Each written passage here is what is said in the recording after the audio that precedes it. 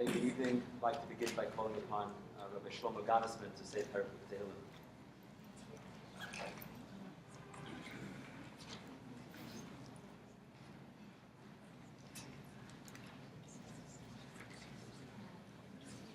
אשרי האיש אשר לא ילך ועצס ושעים ובדרך חטאים לא יעמוד ובמוישיו ליצים לא ישוב אם בסיר השדה נחרצוי וסיר עשה יגיע יומם ובלילה ויהיה כעץ שסולח על גימיים אשר גלוי ייתן ויתראה ויעלהו לא ייבול וכל אשר יעשה יצליח לכן הרשעים כי אם כמויץ אשר תדפן רוח על כן לא יקומו רשעים במשפט חטאים בבדס צדיקים כי יודע אדוני דרך צדיקים ודרך רשעים וטובים.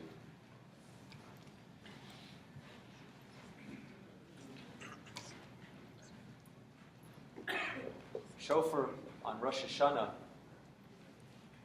and these days of Teshuvah leading up to Yom Kippur are intended to remind us about what our priorities should be and to inspire us to be our very best. Tonight, as we mark the conclusion of Shloshim for Rabbi Tzvi Roszler, Zichrono Livracha, we can be inspired about priorities and ideals from his life. Because Rabbi Roszler, to me, is a paradigm, true paradigm of a holy Jew. So if we study his life, I think we can learn tremendous lessons of what it means to live fully, meaningfully, righteously. And that's what we're going to do tonight. So thank you, Esther, and the family for arranging this evening and giving us the opportunity to share memories and pay tribute to such a special man. For several years, I had the pleasure of davening every morning, each weekday morning with Rabbi Roszler at the 7:40 a.m. minyan. Even though he was physically declining, he attended Daf Yomi every single morning. And then he went to minyan. And when you daven with a group each morning, there's a special camaraderie that develops. And so the minyan was the time that we solidified our friendship. Rabbi Roszler was not only the gabbai, he was in a certain sense the senior rabbi of the minyan. He would announce pages and give occasional divrei Torah. I recall my very first conversation with Rabbi Roszler. Soon after I came to Beth Jacob, maybe a couple of weeks after I arrived in the shul, there was a brit at a different minyan in the shul. And since our morning minyan, our minyan was not connected to the brit, I instructed the minyan to say Tachnun. After tefillah, oh, did I get it from Rabbi Roszler. In a sincere, thoughtful, passionate way, he expressed his opinion, the right opinion, of course, that we should have skipped Tachnun, based on such and such a paragraph of the Shulchan Aruch. The next day, he came in with 2 long tshuvot that he had printed off his Bar Ilan response to CD-ROM, supporting his view. So I was certainly not going to win that argument, nor too many others with Rabbi Roszler.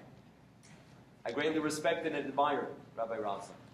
He brought a tremendous amount of life and vibrance to the shul. He was a heimish, authentic mensch of the highest order. He was smart, with very positive, clever sense of humor. He was a true role model for his extraordinary life story and sterling character traits. Here was a man who lost his entire family in one day, except for his brother.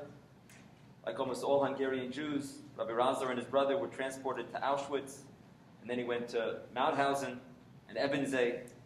These were horrible, unimaginable places. His brother, who was a genius, whom Rabbi Roszler looked up to, his brother died 6 days before the liberation. After this terrible period, the young Tzvi Roszler was essentially on his own, found a cousin in Cluj, ultimately came as an orphan to Torah V'das in New York. I'm going to allow Esther to fill in a lot of the details about this period of time and other periods of time. But having survived, he could have given up. He could have lost faith, but he had that strength of character.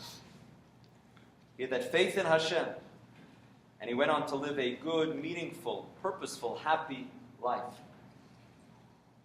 Having been confronted and facing the impurity of the Nazis in Machshemam, he went on to live a life of purity and integrity. Going through that period of darkness, he was able to not just survive, but he brought light to the world, to his family, to everyone that he came into contact with, and I'm so inspired to see the full room tonight to pay him tribute. He and his wife, Maureen, may she live and be well, created a beautiful family of children, grandchildren, and great-grandchildren, all on the path of Torah. In the Netana Tokef, which we, of course, said on Rosh Hashanah, it's the high point, you might say, of Rosh Hashanah, of Yom Kippur. We're going to be saying it in a few days on Yom Kippur as well. We declare, Kol Bay Olam Yavrun Lefanecha Kibnei Maron, that every single individual, all human beings pass in front of God on Rosh Hashanah and Yom Kippur, Kibnei, like children of Maron. What is the meaning of that word, Maron, Bnei Maron? So there's three opinions in the Talmud. One opinion says that it's like sheep, Kibnei Amarna. Maron is Amarna. Like sheep pass by the shepherd, one by one, so too we pass by the Almighty for judgment. The other opinion is Kamalot Beit Charon, like the windy steps up a mountain of Beit Charon. So Bnei Maron is like the Malot of Beit Charon. And the third opinion in the Gemara is that Bnei Maron is Kachayalot Beit David, Lashon Marut, like having a master. And the soldiers in the army have a commander, have a master. And so they go in single file. All three opinions have the common denominator of going in single file. The first opinion is like sheep go in front of the shepherd. Second opinion is such a narrow path up the mountain that you have to go in a single file. And the third opinion is the soldiers who are counted one by the commander in King David's army. And I thought of this expression in the Netana Tokef when thinking about the amazing life and legacy of Rabbi Roszler. That the first opinion is to be like sheep walking by a shepherd.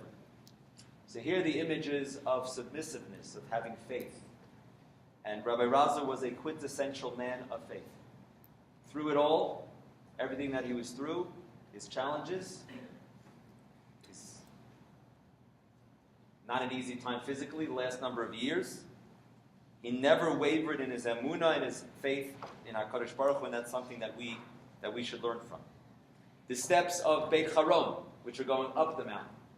Here was a man who was learned, who was a scholar, Talmud Chacham. He was a pulpit rabbi in upstate New York, and then Duluth, Minnesota. But he always wanted to learn more. Always was interested in going up the steps of the Holy Mountain, of growing as a Jew, of being a good husband, father, grandfather, great-grandfather, adore, cherish his family, and wanted to teach and inspire his family. So that it was a single-minded goal of his to be committed to halacha and to family, and it was always in a path of growth.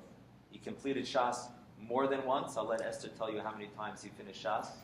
She called me earlier to tell me some of the things she's talking about, so I have to make sure not to touch on too much what she's talking about. And as I was gathering notes, my notes and her notes over here, but I think I have it all together.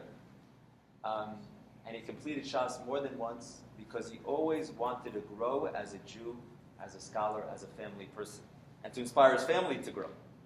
And so that's why he would send out emails to his family members before every Chag, reminding them, let's say if it was before Tisha B'Av, you have to dip the egg into the ashes. You have to make an Erev Tavshilin before this Chag. And he called himself the minister of religion, who was there to inspire his family. He was the chairman of the Vara Chinuch of Hillel for many years, caring about the education and the growth, so that the next generation also is able to go up those steps of the holy mountain towards HaKadosh Baruch Hu. And in addition to having this image of submissiveness, of faith, of like the sheep, number two, always interested in growth. No matter how learned he was and righteous he was, he wanted to grow even further. That's why he loved being in the shul. The shul was his life. But the third image is that of the Chayalot Beit David, like the soldiers of King David's army. And here, the image to me is one of passion. That to realize as a Jew that there are things worth fighting for, there are things that are worth being passionate about. And Rabbi Roszler was someone who was a man with great passion for Torah and mitzvot, who was passionate about family, and so he had this sense that we all pray for on the Tana Tokef, which is that God should judge us in a favorable fashion when we pass by in front of Him, that we should have that level of emunah that He had. We should have that sense of always wanting to grow and seek HaKadosh Baruch Hu that He had. And number 3, to be thoughtful, purposeful, and to be passionate for the right things, which is the way that he lived his life. So he's a great man, holy Jew. I'm going to miss him. I missed him when he moved to Cleveland, and when we spoke on the phone, he said how much he missed Beth Jacob, but I'm sure he liked being close to family in Cleveland. But here was a man who was a holy Jew who rose above the extreme challenges of his early life to be a father, grandfather, great-grandfather, rabbi, someone always besimcha, with a positive outlook, who now together, for this week, for us, we have the blessing, with sadness, but the blessing to remember him. We have this week the shofar, we have the Netana Tokef, but we have Rabbi Roszler to think about, to inspire us. Always, may his memory always be a blessing to all who knew him, to his family, and to all. We now call upon Rabbi Langer to share a few words.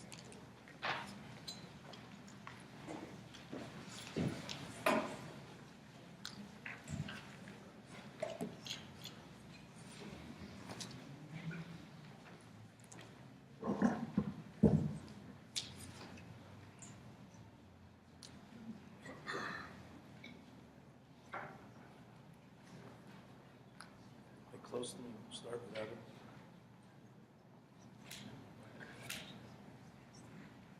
Seres Yemei Tshuva, coming together. We know in Yiddishkeit there's no coincidences. It's no coincidence that the Shloshim of Rabbi Roszler comes out in the middle of a Seres Yemei Tshuva. It doesn't just merely happen to come out, but seemingly it had to come out.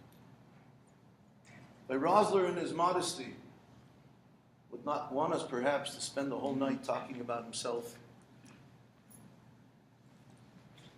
But on the other hand, Seres Yemei Tshuva is the time that we take a moment, and much more than a moment, and we look inwardly, we assess, where are we holding? What are we doing? Are we doing what's right? Are there things that need help? Are there things that need to be taken care of and fixed, corrected? And tonight we have a chance to do it by measuring ourselves to somebody who was special to all of us, to Rabbi Roszler. And hopefully that will inspire us to be a better Yid. And that will be a source of great merit to Rabbi Roszler, Tzvi Elimelech ben Meir, Ginzei Merayim in the heavenly spheres as he is now. It'll be beneficial to both sides. We certainly have to commend Rabbi Roszler's daughter for putting this together. Something that's come out to be a big covet, tremendous honor, having a full house, and well deserved. But let's start. When one starts, we start the year at Rosh Hashanah. And Rosh Hashanah, besides being the beginning of the year, also serves as the first 2 days of a Seres Yemei Tshuva. A Seres Yemei Tshuva, by definition, the 10 days of repentance. And yet Rosh Hashanah, 20% of it, doesn't seem to have much repentance involved. Rosh Hashanah tefillas are elaborate and intricate, but doesn't have much mention of tshuva. The theme seems to be recognition that it's God's world, to be mamlich the melech, to crown the King of Kings, to have the privilege of being subjects to the King, to HaKadosh Baruch Hu melech ha'olam. How then is that relate to a Seres Yemei Tshuva? But the answer is quite simple. To do tshuva, the first, the aleph, as you may say, the aleph, the first move to make, is to recognize to whom must you become close. In front of whom must you repent?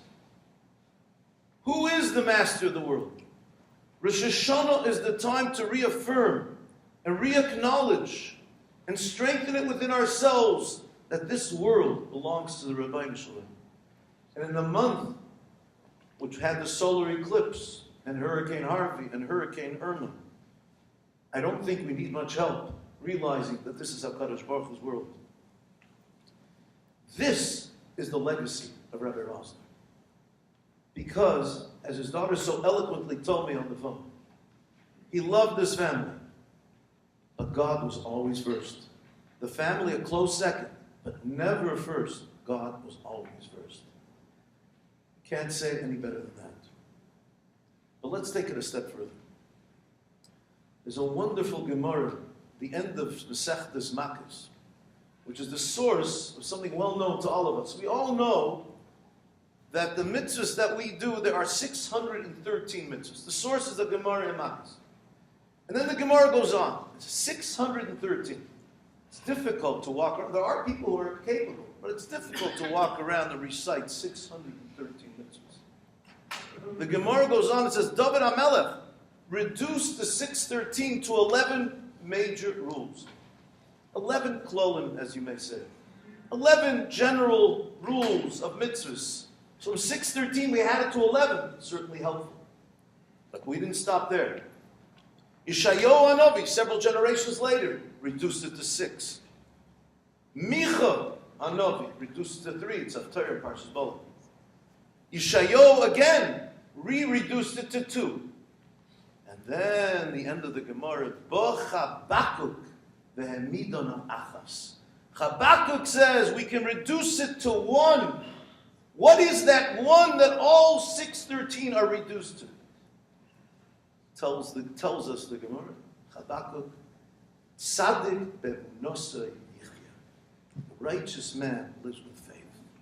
Tzadik b'emunosah yichya. Tzadik b'emunosah yichya. We all understand that. But perhaps we can ask, why did it take Chabakuk so many generations into the prophets? Why did it take Chabakuk of everybody involved, starting from David HaMelech? So you have to go through Malachim, and then through the major Nevi'im, Yeshaya, and through most of Tzvi Roszler, until you get to Chabakuk. What took to Chabakuk to come to this astounding discovery that it's all based on a movie? Perhaps one could say, there's a story in Malachim. It's a Haftarah, one of the early parshas. It tells us about a woman, elderly woman who lived with her husband, and had everything going for them in the world, but one thing. She was barren, had no children. And she received a very special guest, came to her home. Elisha Hanavi. And Elisha asked her, what can I do for you? You've been so wonderful, such a wonderful hostess. What can I do for you? And she told him she has no children. And he promised her a child. A year later, she was chayvik abeh. She was hugging the child. The child grew up and went out to the field to help his father. And all of a sudden, the Pasuk tells us, the child cries out, Reishi, Reishi. Something happened. Stroke, aneurysm. He collapsed. He collapsed, and he actually died. But this woman of faith had been told by the Navi, had been granted by the Navi Elisha a son, when she naturally couldn't conceive. Saddled up a horse and went to get him. And went to Elisha, and her husband said, where are you going? He says, I'm going. And she went to Elisha. And she said, what happened? My son. And Elisha responded by sending his attendant forward and coming, following her, and going to the house. And we know the end of the story. Elisha was Machaya Mason. That child became alive. And the Navi does not tell us in the story in Malachim who was this child. But the Meforshim tell us the secret. This child was Chabakuk. Perhaps it comes from the word chayvik. How do you know Habakkuk. Habakkuk stared at death and re-survived, so to speak. He not only survived, he was resurrected from the dead. He was the one to say, I believe. I have Amunah. My mother conceived because she had Amunah. The Navi saying Devar Hashem promised her a child, and the Navi who promised a child had to re-deliver on his promise. But my mother believed. She went to the Navi believing he can help. She believed. Amunah. I can now tell you everything depends on Amunah. Habakkuk was uniquely qualified to tell us Tzaddik b'Amunah. Tzaddik b'Amunah. There's a pasuk in Yeshaya that says Tzvi Roszler. Tzvi, Rabbi Roszler, was uniquely qualified to say Tzaddik b'Amunah. Rabbi Roszler went to Auschwitz. He stared death down. Perhaps you can say he too was resurrected. Many of the Holocaust survivors counted as a second birthday, their day of liberation. He stared down death. He saw the Russia Mengele. He was there when the Germans were killing people. Boy, be'eshu b'mayim. They came through fires, nebuch, in the ovens. He stared it down and he walked out. Tzaddik b'Amunah Yichya. He was uniquely qualified to say, I'm a Maimon. And his entire life revolved around his Amunah. His faith, rock solid, just like Habakkuk. Tzaddik b'Amunah Yichya. And everything, as Habakkuk says, everything emanates from Amunah. You might not need to know the 613 mitzvahs to list them, but you need to have Amunah, to have faith, rock strong faith. And everything that Rabbi Roszler had, which was many things of quality, many things to take note, and I just have a few minutes here, but they all emanated from his rock hard Amunah. He had a beautiful cheshek HaTorah, a love of learning, a love of Torah. I remember in the later years, we would sit around in our Tuesday night shir. It's still going on downstairs. Tomorrow night, Be'ezer Hashem, it should be Lili Nishmat Tzvi Elimelech Ben Meir.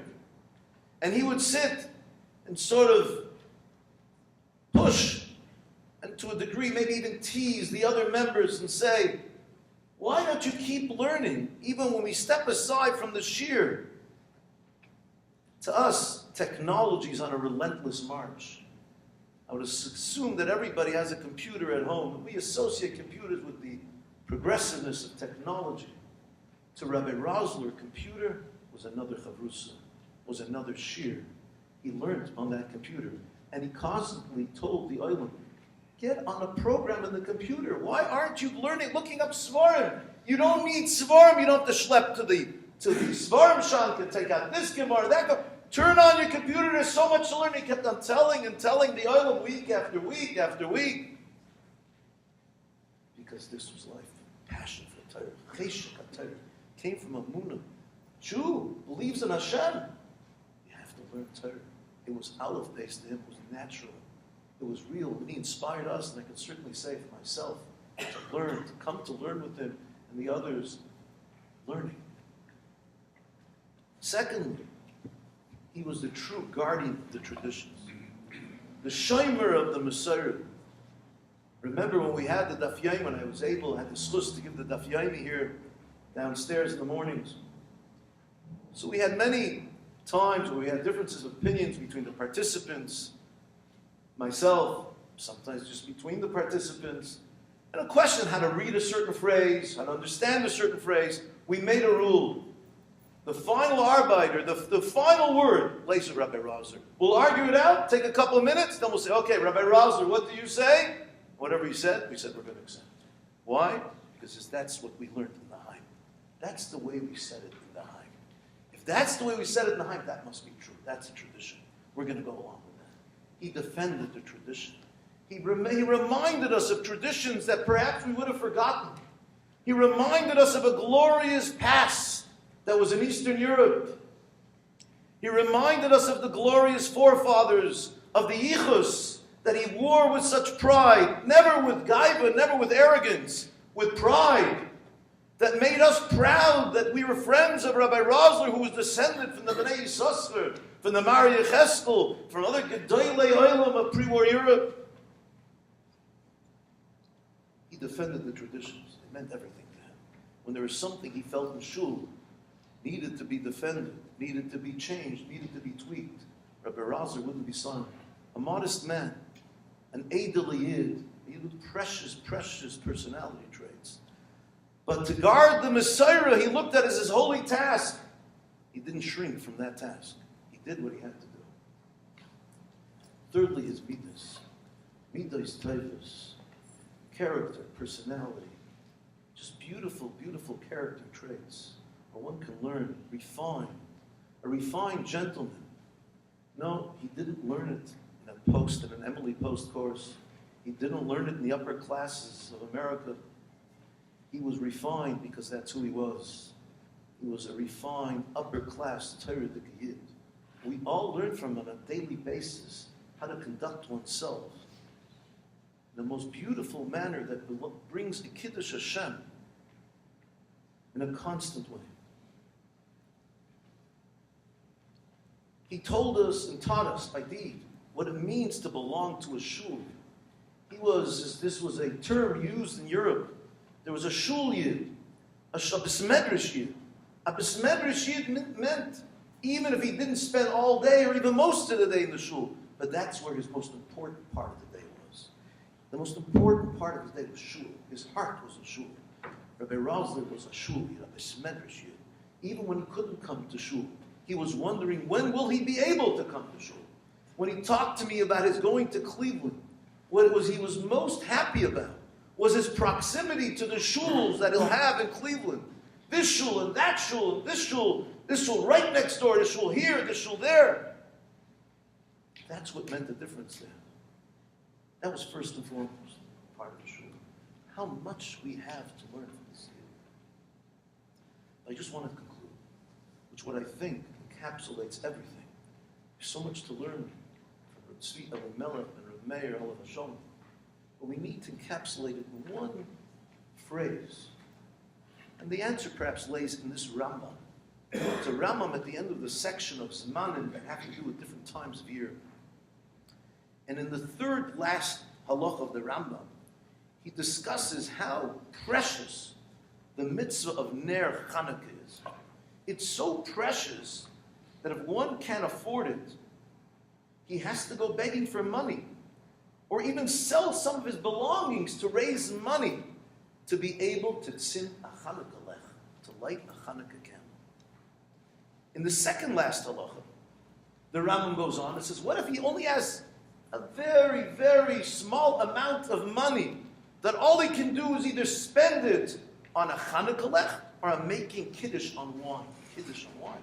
We know that's a staple in the Jewish home, to be able Friday night to make Kiddush on wine. And the Rambam in the second last halacha says, no, Ner Chanukah is more important. Forgo the wine for Kiddush, spend the money on Ner Chanukah. In the last halacha, the final halacha, in all of Zmanim, the Rambam says, but what if he has only enough money for one of two things? Chanukah lech or Shabbos lech? What then? The Rambam says, here, spend the money on the Shabbos lech. Why? After all we've learned about Ner Chanukah, sell your shirt off your back, don't have wine for Shabbos Kiddush. And the Rambam goes on and says, because this has to do with Shalom Bayis. And therefore, Godol HaShalom, the Rambam says, Shakol HaTorah Nitna Lasha Shalom. The Torah was given to bring Shalom into this world. And to translate it as peace would be to shortchange the word Shalom. Shalom is wholeness, complete, a mushlim. And the Rambam concludes, Shenema. And this is what I feel encapsulates what the Rabbi is all about. Shenema derachel darkei noyam v'chol nesivoiser shalom. The ways of the Torah are pleasant, and all its paths bring to shalom. That was Rabbi. all his drachim, whether he was fighting for the Messiah, whether he was arguing in a shir, whether he was raising his family, whether he was being mechanech Yiddish kinder, whether he was earning a living, whether he was in the hospital, whether he was in shul, whether he was at home or talking to a neighbor, the Rochel Darkei Noyim was all of the pleasantry of Torah. The wholeness he was Shalom. He brought Shalom and Shleimus into this world. Obviously, Kipshuta, Shalom Bayis was superb. Something we can all learn from. His care and compassion and concern for his wife. I had the pleasure of being in his house. Many times I used to pick him up for shir. There was a time I used to actually pick him up shir and come into the house just to see the Shalom Bayis in that home. The home where the Shechina must have been, because where the Shalom Bayis is Shechina. Drochel Darkei Noyim B'chol Nesibei Shalom. Conclude by wishing his family only the best. We have to learn the legacy of Rabbi Roszler for all of us. I assume that music is for me to start now. But the legacy of Rabbi Roszler is that we too should be zealous in guarding the legacy of our inheritance, our Messiah, our traditions. Rabbi Roszler is no longer here, but we are here. And it is incumbent upon us to be zealous and to guard each and every detail of our minhagim, of our traditions that mean so much, and make sure to pass them on to the next generation and the one after that, as Rabbi Roszler did. And certainly we wish his family all the best, his precious, precious family that he spoke so highly about, that meant so much to him. And be surrounded by them was his greatest nachas in this world. We wish them the best. They'll carry on his legacy. And they should be gebenched with only bracha and atzlacha and gesund.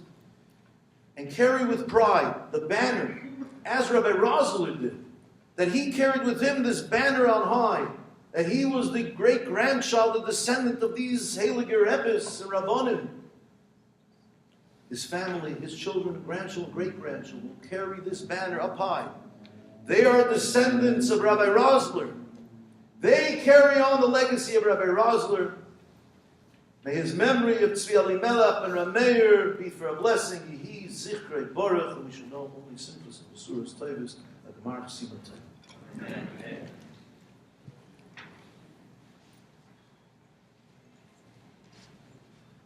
Call upon grandson Shini.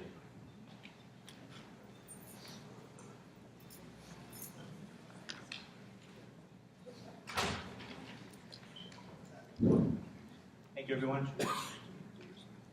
In Kedushin, Perek Ben Mishnah, we are taught that a man can deploy his shaliach, his agent, to betroth a woman on his behalf. The Gemara discusses at length the efficacy of and authoritative source for using a shaliach for nuptial and general purposes, but the Gemara begins immediately by saying, mitzvah bo yoter b'shlucho. It's better to do a mitzvah by the deed of your own hand as opposed to doing it by proxy. This is meant to be understood as applicable to all mitzvahs and not just the mitzvah of Kedushin. But we stress that the mitzvah is considered to have been accomplished by the principal, even if the agent, the shaliach, carries out the act physically. Later on, however, the Gemara tells us, Ein shliach v'devar avera, that by deploying a shaliach for a wicked deed, the shaliach does not assume a kind of pass-through status whereby achrayas for the avera is only assumed by the principal. Instead, the shaliach himself is chayav for carrying out the misdeed. So the question is, what are the philosophical underpinnings of these halachic constructs? If I may suggest my own explanation, I'm not quoting anyone in particular, I believe that our halachic infrastructure is telling us that when it comes to averos, we must espouse the ideal of the buck stops here. We are responsible for our wicked acts, no one else is, no matter who inspired you to do the act, or even what life circumstances created the will to do it. Yet, when it comes to good deeds, while it is better to do them on your own, we allow for others to help us in fulfilling mitzvahs. So this duality shed light on one of Zadie's many facets. Zadie taught me many things in life. Of course, as I got older, the depth of these messages he conveyed would increase in turn. The chief among these messages, which he actually conveyed to me really when I was a child, was his disdain for leaving debts unpaid. As a child, I would happily use some of his tools to do some work around my grandparents' backyard, such as trimming hedges, picking grapes, pulling weeds. And every time I did that work, Zaidi insisted on paying me. I always told him, Zaidi, I enjoy doing it, you do not need to compensate me. But without fail, Zaidi would say, you have to pay your workers. Even in his final days, while in pain, Zaidi reminded himself that he needed to pay a bill he left on his desk. Indeed, when Zaidi lived with his cousins in New York after shortly arriving, he was enrolled in Torah Vodaas's program for Europeans, which provided an expedited high school program before he attended their Yeshiva Smicha division. Zaidi nearly dropped out in an effort to help support himself and so as not to be a burden onto his cousins. Fortunately, they refused his offer and strongly encouraged that he follow in the path of his ancestors before him in pursuing smicha. He relented, but compromised by working on the weekends and summers in their catering business. These exemplary acts remind me of the maxim discussed earlier. The buck stopped with Zaidi. The man we know as Rabbi Roszler nearly dropped out of school and yeshiva to be a wage earner. Why? Because Zaidi felt he was responsible for these things. The buck stopped with him. No excuse was good enough to not pay a debt. No excuse was good enough to not pay a debt. In the laning for the second day of Rosh Hashanah, we read the story of Akedah Yitzchak. Rashi says that Abraham was mizdarez the mitzvah, that he hastened to do the act of the Akedah. As far as mitzvahs were concerned, most of us here are familiar with his rizos. In his last few years, getting up in the morning and getting dressed was quite a task for him. Yet nothing stopped him from going to Beth Jacob and later Young Israel in Cleveland for his daily daf yomi and chakras, even in the dead of Cleveland winters. But to pinpoint something he used to do that no one would have noticed, which also perfectly encapsulates the maxim of mitzvahs as we've discussed, when I davened with Zaidi during the week here in Beth Jacob, he would remove 2 bills from his wallet. One would go to me to put in the pushka, so that I, as the shiliach, would get schar as well, and one for himself, so that he may directly put the money in. Zaidi wanted to share the kiyum mitzvah of tzedakah with me, but also understood that it is better to do a mitzvah on your own rather than by proxy. Before I close, I would be remiss if I did not share one more lesson Zaidi taught me, having nothing to do with the duality of mitzvahs and averos that I just discussed. Zaidi modeled resilience and adaptation.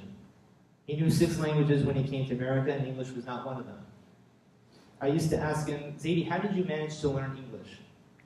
And he told me, I will never forget this, he told me, well, Romanian is a Romance language, so I was able to learn English comparatively. You could have done it too. No, Zaidi, I don't think I could have. He knew nothing of American culture and complex personal finances when he arrived, yet he retired at 59 and traveled the world with my grandmother. He learned and adapted. So too, I must be resilient and adapt. Some of Zaidi's messages were subtle, others were loud and clear. But seeing everyone here to share and remembering Zaidi's life and legacy reinforces these messages, and they will help to keep Zaidi alive within me always. Thank you everyone for coming.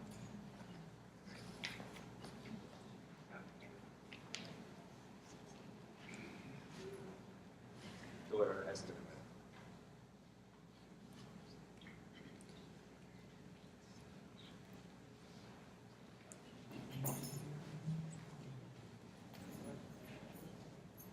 Thank you all for coming. Please let me know if you can't hear me. Rabbi Top and Rabbi Langer, you spoke beautifully. Rabbi Langer, I have to add one more thing. My daughter Jessie wrote a paper in Boston University, and she wrote a lot of papers about my father's life. One of them was Tzadik Be'emunato Yichyeh, but the point was it was an acronym for the name Tzvi. So I just wanted to Whatever you said about him is beautiful. We tie it up with the loose end that my daughter mentioned many years ago. In Parshat Vayechi, we learn about Yaakov Avinu's death and burial at Marat Machpelah in great detail. And yet, the Gemara in Masechet Ta'anit proclaims Yaakov Avinu lo met. The question thus arises, how can the Gemara contradict the narrative of the Torah? One explanation given is that because Yaakov's children fulfilled his teachings and carried on his values, he did not die. My father's parents and all but one immediate family member were murdered by the Germans in Auschwitz-Birkenau.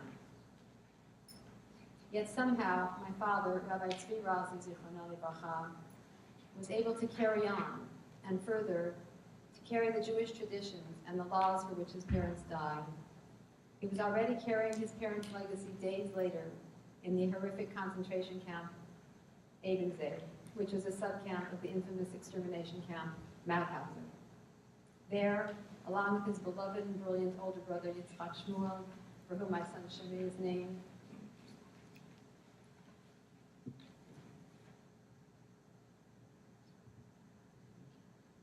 they risked their lives, whenever possible, to touch a smuggled sitter, to avoid working on Shabbat upon pain of death, by mingling with the incoming slave labor group and hiding out in ditches.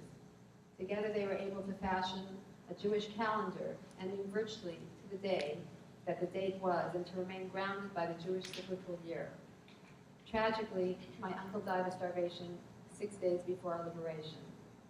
It's evident that my father's memory was astounding and remained so till the end of his life.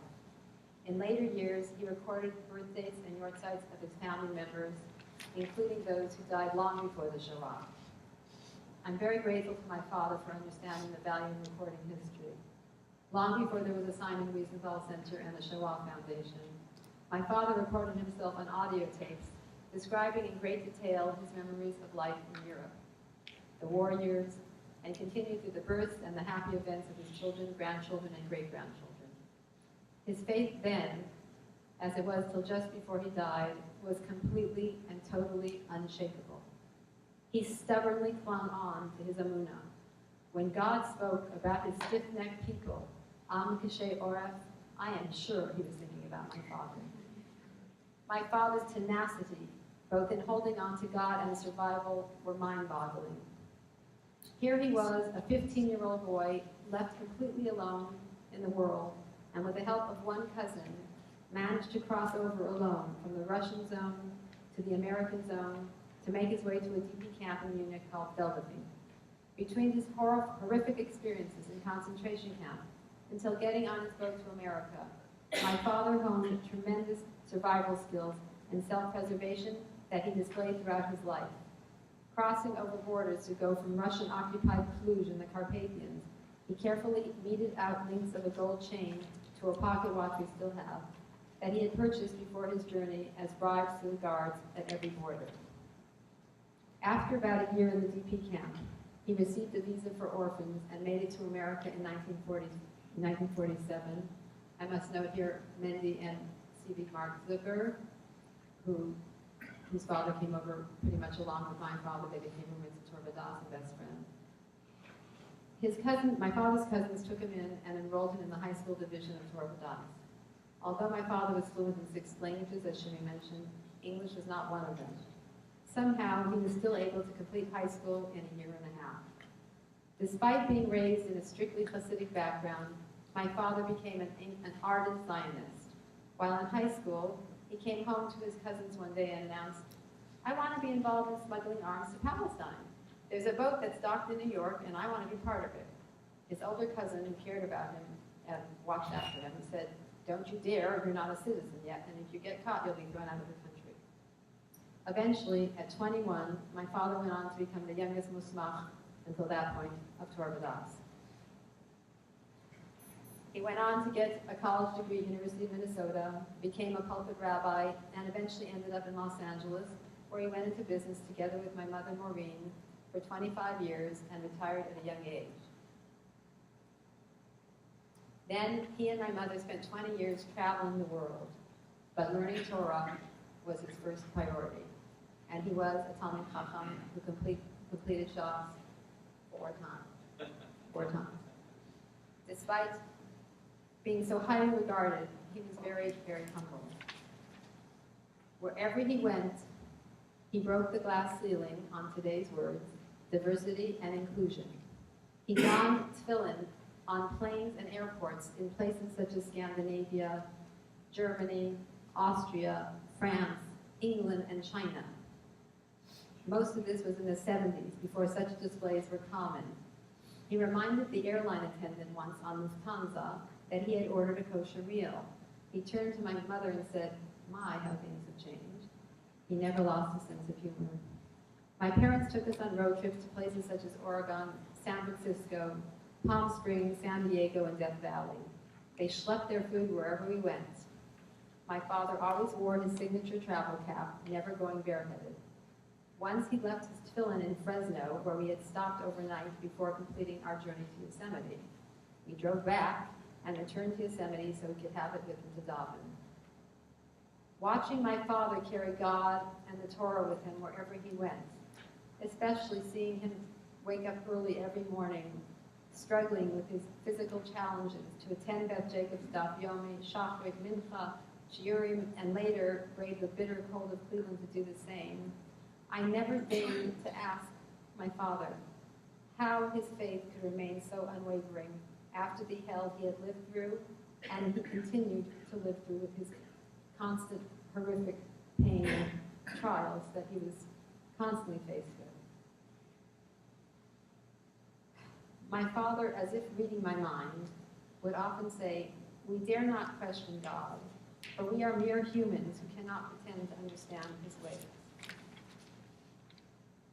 Yet my father was so multifaceted, it would not be fair to define him solely as a survivor and a rabbi. His tenacity was evident in other ways. When he was first married, he didn't know how to change a light bulb. But he was determined to learn to do for himself. Several years later, he was climbing up on rooftops, fixing air conditioning units, rewiring television sets, and ultimately became quite proficient on PCs. Learning AOL on the internet did not come easily to him, but he simply would not give up, constantly asking anyone and everyone questions until he mastered it. He became so proficient on the computer, he found, as noted, websites for Divrei Torah and studied Daf Yomi on days he missed it due to illness. He got great joy from studying Sheilot and Shuvot on the Bar Ilan discs. Although he was a terrible typist, he taught himself to type in Hebrew as well. My father was so handy that I knew who to call the day I brought my daughter Jessie home from the hospital, and her bedroom was strangely filled with bees. My father came running right after work, climbed on the roof, found the spot that the bees were entering in, and closed it up. My father was an outstanding, devoted husband, constantly praising my mother to us, reminding us to thank her for everything she did. On any given Erev Yontif, as my father rushed out to work, he would say, "Don't forget to help Mommy." He was a very loving father.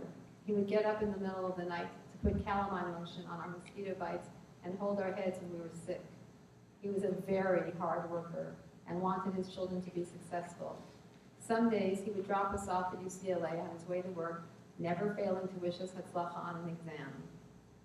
He read the paper from cover to cover, skipping the sports section, which he never could quite understand, and followed the stock market closely. He was well-versed in current events and had strong political opinions. My father was unwaveringly loyal to his family. Perhaps because his was so brutally taken away, he loved each of us unconditionally and repeatedly reminded us that family always comes first. And woe unto any teacher from elementary school, sorry, Rabbi Shloshim, through UCLA who treated us unfairly. He was our #1 advocate. That is not to say, however, that he did not constantly remind us that we must behave in school. Midot was an absolute must, which he displayed constantly. He always had a smile on his face to strangers and friends. He was the walking epitome of Hevei Mekabel et Kol Adam B'Sever Panim Yafot. He was a very friendly man, and he constantly invited new faces to our house for Shabbos and holiday meals. He was a firm believer in Im ein ani li mili. He taught his children to stand up for what was right and to fight for what we believed in, and to fight in general for the Jews. He was very much the great-great-grandchild of the famous Sanagor and Melik Yosha, the Berditchever Rebbe.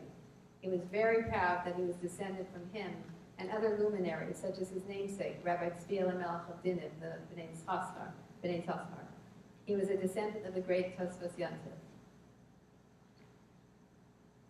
My father shares the Tosfos Yontif's Yortzeit. Thank you, Shimon, for pointing that out. My father twice almost died in Cedar Sinai's emergency room on 2 separate occasions. And yet he was like the cat with 9 lives, always bouncing back within hours miraculously. His friend and cardiologist, Dr. Ivor Gift, would often just shake his head in complete wonder. Yet we were not surprised.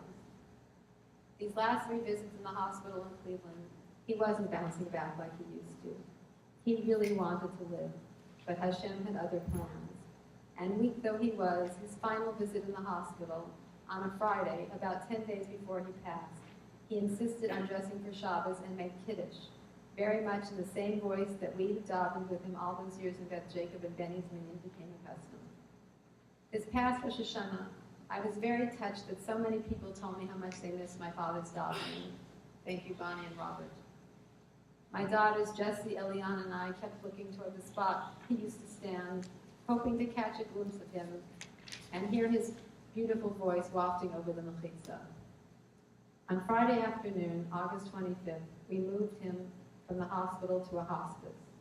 The rabbi who greeted us there almost immediately opened his chumash and reminded my father, who was very, very weak at the time, that the Sedra of the week was Shoftim.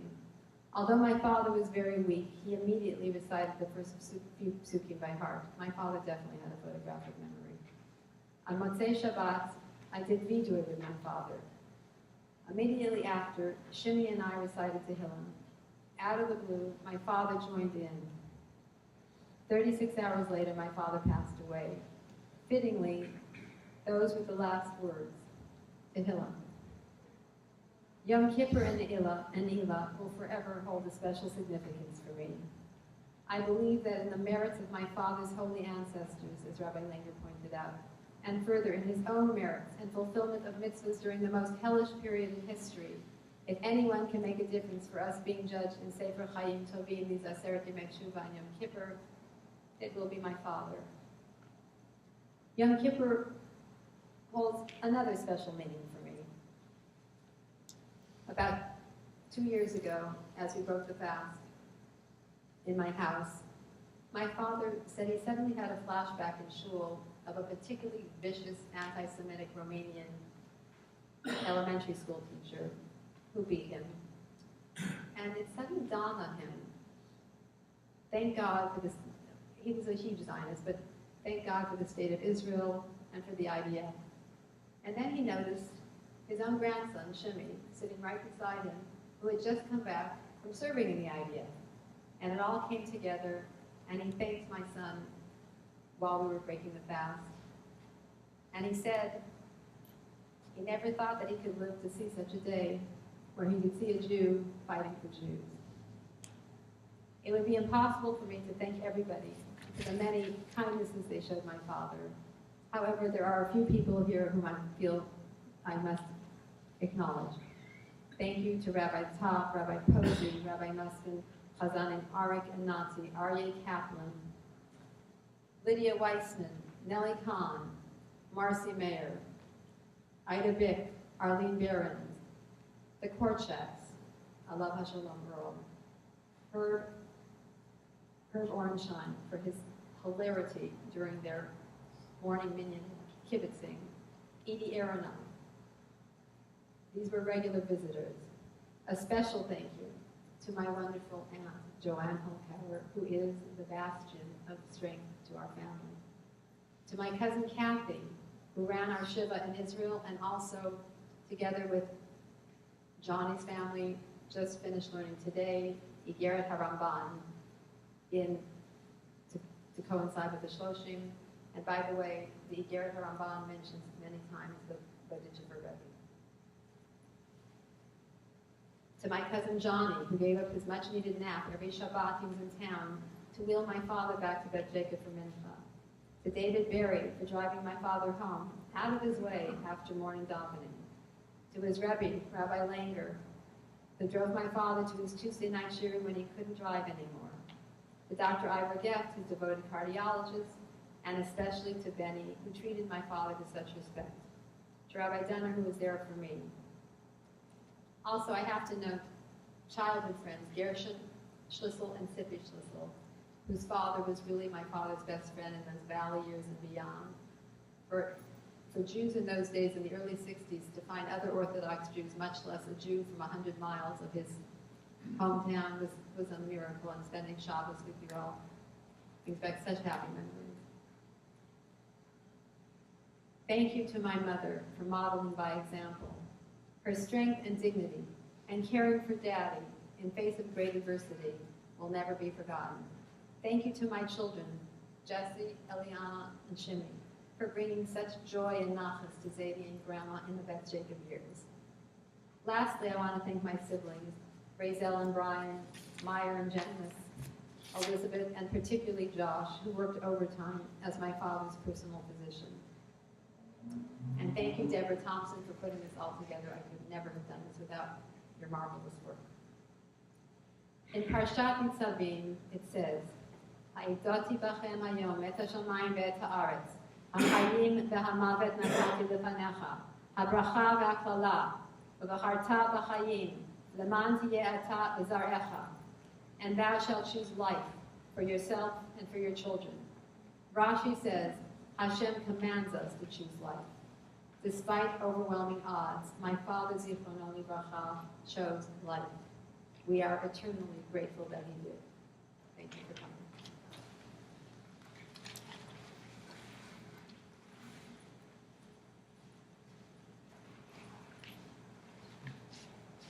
Call upon our last speaker, brother-in-law, Walter Holtauer.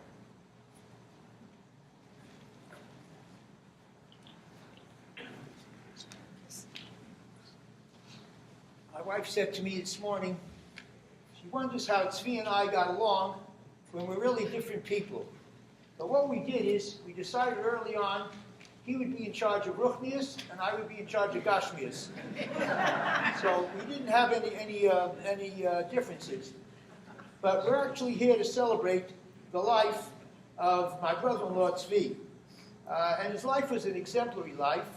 Obviously, the Holocaust was one of his horrors. But he took a vow to grow and go on. And they say that the best revenge is success.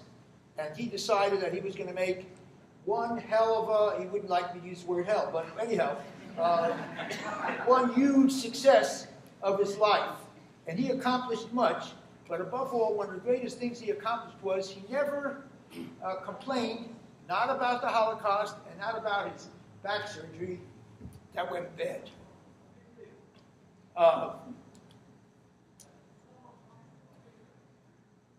But the two most important things he did, I'll tell you the second one first. He got me as a brother-in-law. And the first one was, on a swing through San Francisco, he met Maureen. Now, Maureen is very interesting. Here's a Muslim of Torah V'das, and he's marrying a girl with an Irish name. I don't know how that jives with the people back east, but he changed her name and he called her Mady. I don't know if that's Hungarian for... It's Mado. Hungarian for... It's Yiddish. Oh, it's Yiddish. Okay, anyhow. Anyhow, he met her, and let me tell you a little bit about Maureen. Maureen is one of the truly great women of the world. She was always elegant, dignified, refined, and one of the few women in the world who knew that the husband is the king. I don't mean the king by ruling, but the husband is more important than the children, than the job, than the community, than the garden. And so she consecrated and dedicated her life to have a life together with Tzvi.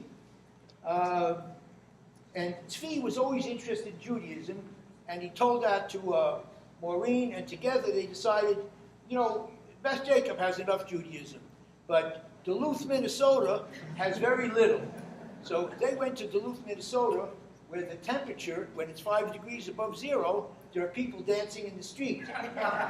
But then he suddenly realized that he needs a day school for his kids. So he came to California, and he actually helped raise money for Hillel with Rabbi Dolgan. And he also, as they said, he served on the religious committee. Now, he was never a spectator when it came to Judaism. He was always a participant.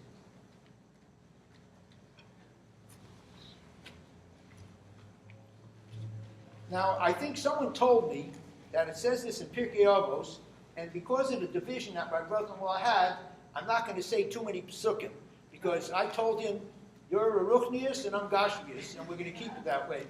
But I heard that in Pirkei Avos it says you're supposed to run to do a mitzvah.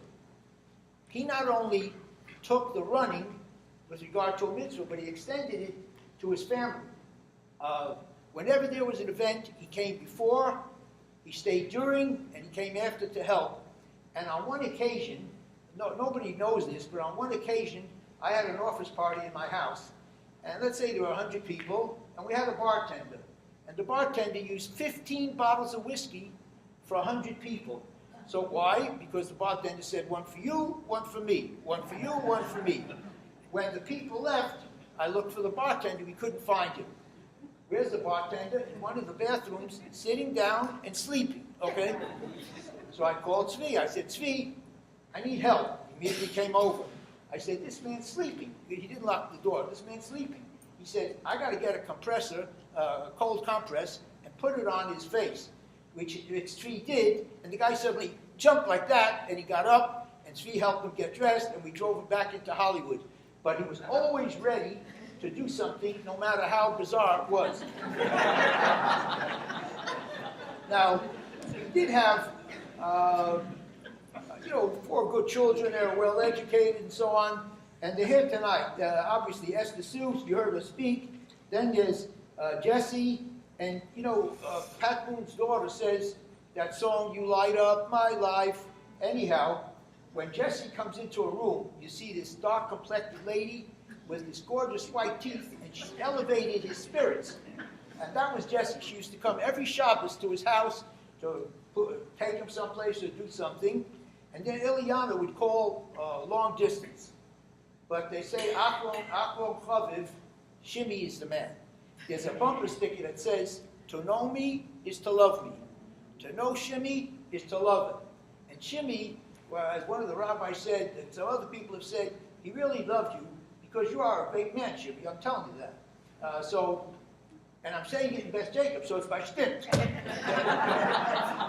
Okay, anyhow, he taught by example, and he wasn't a shtecher, a guy who would take a stick and move your schach around and say, this is 2 inches from here, 3 inches from here. He didn't drive you nuts, but he taught by explanation, and he also taught by example.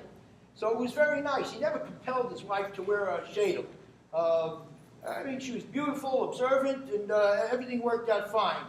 At one time, he wanted to make sure that everything goes right. He was really steeped in Judaism. So I had your side for my mother, and so he called me and he says, did you say Kaddish? I said, sure. And then he began to pry, and he asked me, where'd you say Kaddish? And I said, Valley Beth Shalom. And he said to me, your mother will kill you. My mother was already dead 20 years. But he didn't believe in conservative Judaism or Reform Judaism. He thought that Orthodoxy is the thing, and that's where it's at. Then he also was worried about kashrus. So I may have told you this before, but he was interested in whatever you did. He really took an interest in people. So I went ocean fishing, and I caught 30 rock cod. And then at night, he asked me, how'd you do? I said, well, I caught 30 rock cod. He said, rock cod's not kosher. You have to give it to a neighbor. So what I did is I scooped up the rock cod, walked across roads, that's a street in the valley, gave it to my neighbor. Came back to the house, the phone rang. Hello, this is Tzvi. I made a mistake.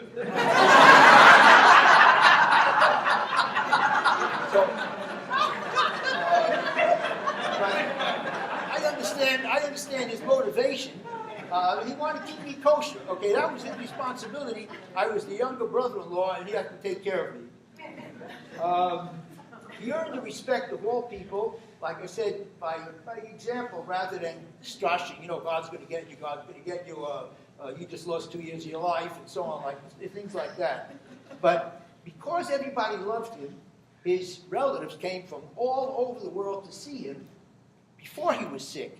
So this was not a mavaka chola, this was straight love. My son Johnny came from Israel to Cleveland to see him. And Johnny's younger boy, I call him Mr. T. His real name is Tani, but we changed it. Anyhow, he said, "What's Tzvi going to say to me?" I said, "He's going to ask you, what are you learning?" Now, this boy is a devout baseball Angel fan. So I said, "Just tell him you're learning about the Malacha, okay?" And he told it to Uncle Tzvi, and Uncle Tzvi was very happy. He's learning Malacha, and that's good. It happened to be about Mike Trout and other people and the people. Now, he lived his life. When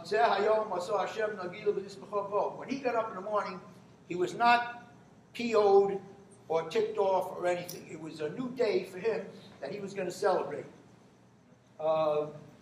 There were other people, my granddaughter, Maria, whatever. It's easier to say Maria, so I changed her name, whatever, and so that's what she is. But in any event, she drove 1,600 miles round trip to see him just for 3 hours. That's the love people had for him. And it wasn't, he was sick or whatever, there was a problem. It was just because they loved him, they loved the way he lived, they loved his life, and that's what they did. Now, as we approach Yom Kippur, first I want to tell you an interesting thing. Men like to talk halacha. So who was he talking halacha with in Beth Jacob? With Ernie Goldberger. Ernie Goldberger is a divine human being, marvelous man. He was also a Holocaust victim. Both he and my brother-in-law Tzvi were interested in Judaism. So what were they debating? They were debating the height of the mechitza when Beth Jacob was going through renovation. So my brother-in-law would say, it should be higher. And Ernie Goldberg would say, no, it should be lower, let the women see. So my brother-in-law would say, they don't have to see. So Ernie Goldberg said, you don't have to see either. You know what I mean? So anyhow, but the interesting thing is neither of them were on the committee to make the ultimate decision. Anyhow, in conclusion, I just want to say that Yom Kippur is approaching, but we all try to elevate our lives. So one way to accomplish two things, to perpetuate the life of Rabbi Roszler and to elevate our lives, is to imitate and emulate his acts, his deeds, the way he lived, his life, etc., etc., etc. And in that way, we will have a knowledge and a remembrance of Rabbi Roszler in perpetuity. So and if he was here, he would just tell you people, thank you for making Beth Jacob a wonderful place to live. I think he lived here 45 years in the city. For making the shul nice, for making Benny Adler's place nice. He loved Benny Adler. He loved Rabbi Tom. Didn't like the predecessor, but that's a different story. Anyhow, I had to get it out before Yom Kippur. Anyhow, but if once we do that, everything's going to be good. He would just tell you, just go home, have a good Rosh Hashanah. Everything is good. God bless you all, and amen. Amen.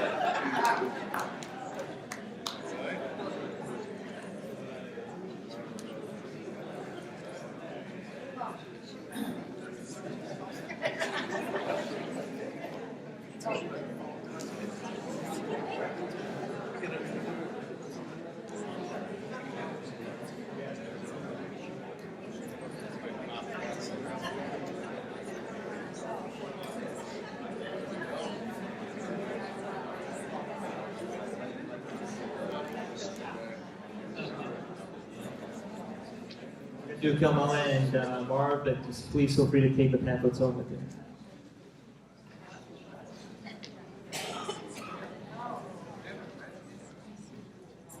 Sorry, I don't mean to second that, but since he rushed that, please, these pamphlets I put my life's blood into them together with Deborah's help. Please do take them home. Thank you. Okay. So now we're going to conclude. You can stay seated. We're going to call upon Chazan Nati Baram to do Mizmor LeDavid, and that'll be followed by Chazan Arab Wolheim for the Kelmali Rachman, for which everyone will stand.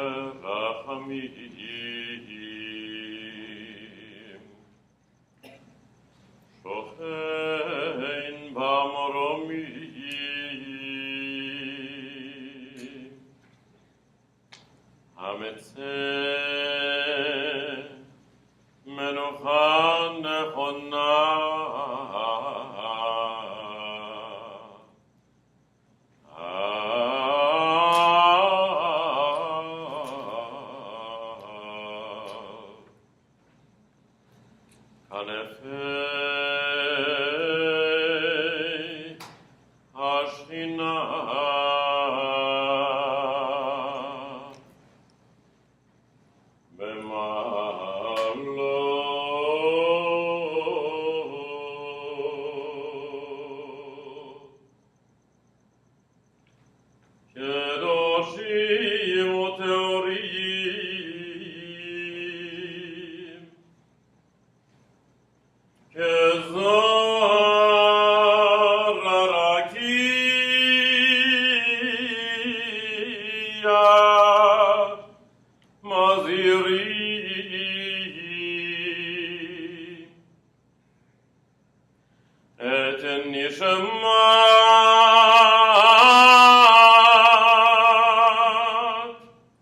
הרב צבי אלימלך בן רב מאיר שהלך לעולמו. מהור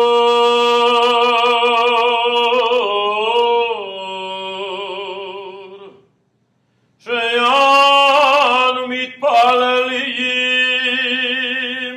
לעילוי נשמתו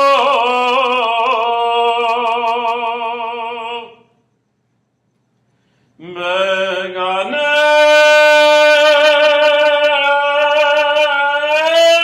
עדן תהיה מנוחתו. לכן בעל הרחמים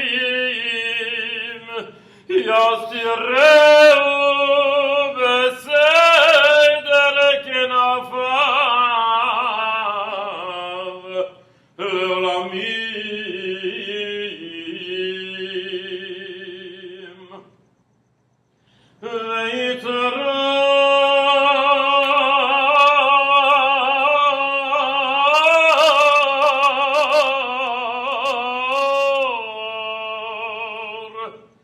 ויצרור בצרור החיים את נשמתו.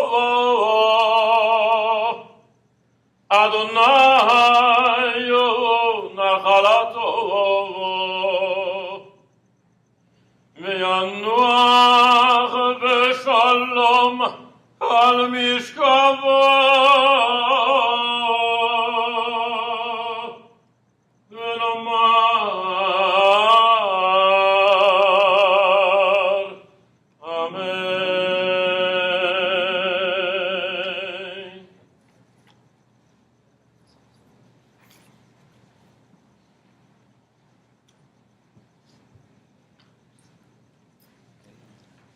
Family appreciates all of you being here. See you can make bracha.